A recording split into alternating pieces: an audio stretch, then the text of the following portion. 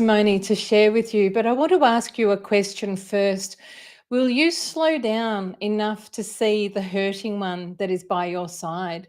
Have you got enough margin in your day so that when God invites you to interact with someone and represent Him to them, have you got enough time so that you can actually respond?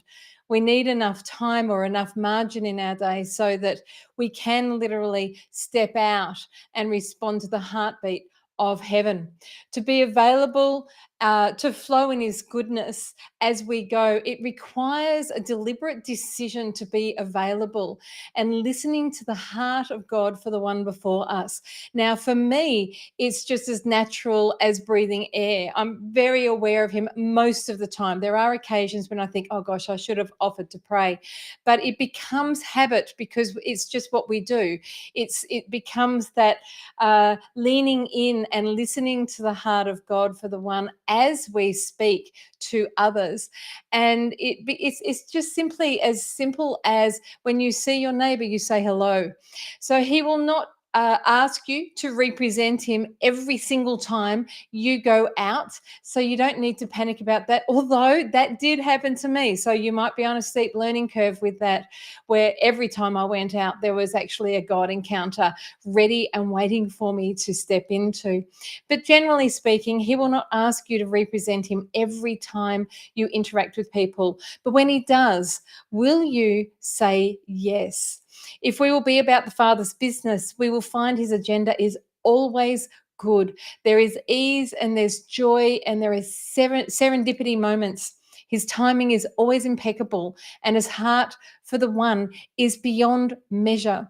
I have just come back from a school function, and there's the most beautiful, loving, gorgeous woman who shared a real challenge that was happening to her. Unbeknownst to me, it was happening to her last year.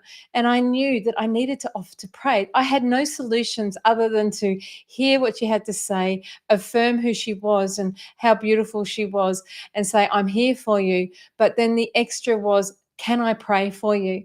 And as I did, and I placed my hand upon her shoulder, it wasn't about the problem that had been facing her or about fixing all of the things, although we did pray for favor in response to what it was that was really on her heart.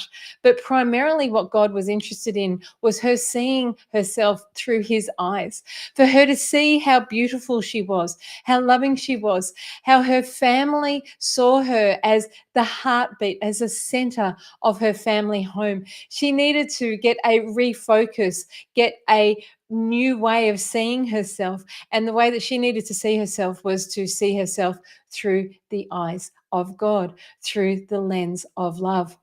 If we will be about the Father's business, there will be serendipity moments where we can stop and pray. When I prayed for her, the tears flowed for both her and also for me. I wept as well. If we will all listen for the voice of God and respond to what He says, the world will taste and see that He is good. It's not just for the ones or the twos. It's for all of us to learn how to recognize His voice and then respond to His voice. Do what it is that He's asking us to do. Step out. Risk, R-I-S-K. It's another word for faith. Really, to have faith means that you don't necessarily know what the outcome is going to be. All I know is that through years of experience, I have found that every time that I stop for the one, that pretty much something happens. You cannot pray without something, affecting change. So like you're saying, Janice, you're saying, I will, yes, even though it will seem strange. It does seem strange because it is so countercultural, like kindness is countercultural. But I can tell you that the majority of people out there, um, uh, they know that there's something slightly different about you. But what is it about us that distinguishes us as Christians from the everyday really kind person? I can remember when I was a teenager going out with a boy or a young man at the time who was a brand new Christian, and he got very confused because my father was such a kind, gentle man, and he said, I don't understand it. He's not a Christian. And I can remember saying to him, you don't need to be a Christian to be kind. So, what else is it about us? Yes, it is kindness, but it is kindness in response to what it is that God's asking us to do. It's kindness in offering to pray, offering to be there for them, or offering to do whatever it is that God's asking you to do. Sometimes you will not wear the Jesus t shirt. Other times you will wear the Jesus t shirt and you become overt in what it is that you do. As I said, sometimes you're covert in business. You might be covert for a certain amount of time. So the question is, will you slow down enough to see the hurting one by your side? Will you then offer them some solutions? Will you offer them prayer? And then will you allow that prayer to go forth and then look forward to the testimony? I've got so many testimonies of praying for friends who aren't yet Christians, who have said, "Oh, it's so crazy. These strange things always happen when you're around. These coincidences always happen when you're around, when you're involved." And I'm like, yes, that's because God loves you and He wants you to know that He loves you and that the solutions are there and available for you. You can have these solutions too. You eventually get to that point.